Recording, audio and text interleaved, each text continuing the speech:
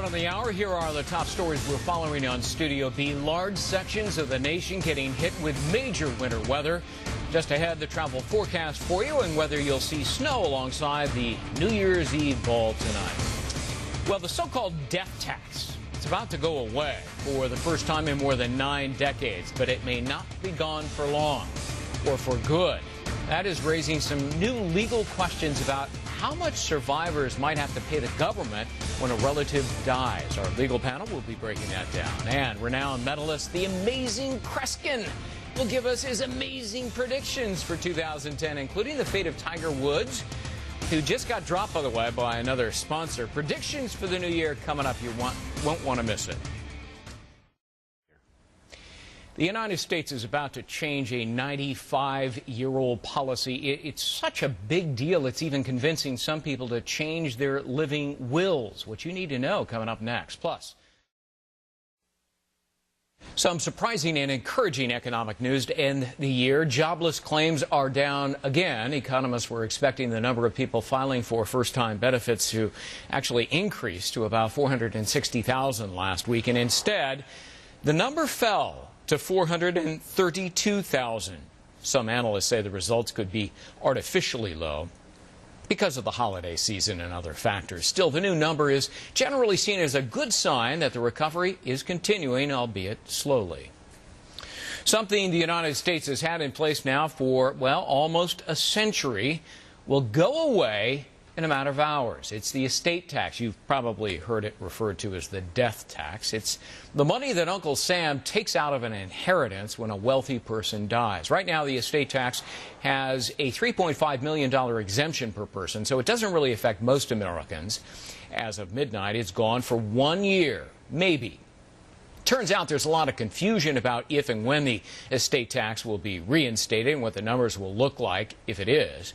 Here now to help sort out the legal aspects of this, Jenna Panisi, a trial and business law attorney, and Kelly Saindon, who is a trial and family law attorney. Good to see you both. Janet, all right, so it disappears for 1 year beginning tomorrow.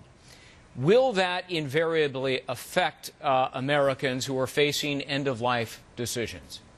It will affect a small number of people who certainly have estates that would otherwise be subject to the tax.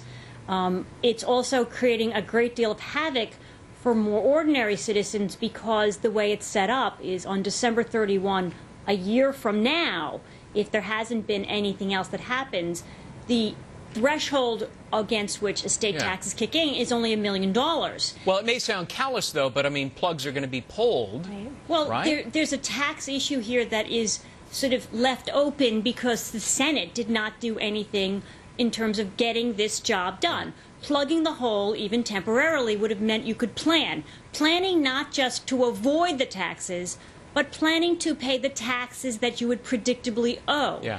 And that's where the difficulty for, people across America really is lying. All right. Now, Kelly, the Wall Street Journal had a pretty interesting article about this, and let me quote them from a story.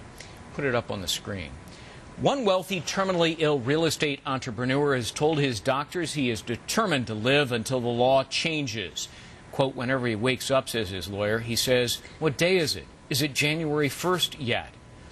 All right, so, Kelly, there's a tax. Tomorrow there isn't one for all of the year. And the day after that, of course, it goes from 0 to 55% tax for anybody with assets more than $1 million.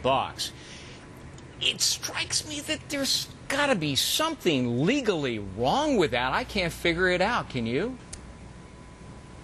It seems that there's a lot legally wrong with that because all of the estates and trust plans that have been set up from previous laws are now in disarray because everyone thought that Congress and the Senate were going to come in and put something in place for this year.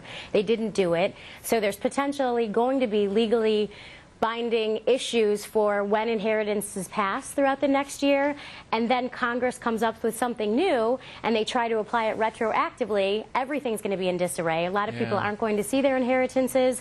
A lot of people are changing the times that they are choosing to have plugs pulled for themselves or for family members. So there's a lot of issues, and there's issues with whether or not our delegates are doing their jobs. Janet, could Congress retroactively this coming year reinstate the tax? And if so, would that be constitutional? Well, that's what's going to compound the number and the complexity of the lawsuits, because, of course, Congress has already suggested that they're going to do it, and they're going to create a new tax law retroactively. But they haven't laid the procedural groundwork that it seems like it's going to hit constitutional muster. And this is the debate that's taking place tonight. You know, because if tomorrow morning someone dies, the law that's in place tomorrow morning applies.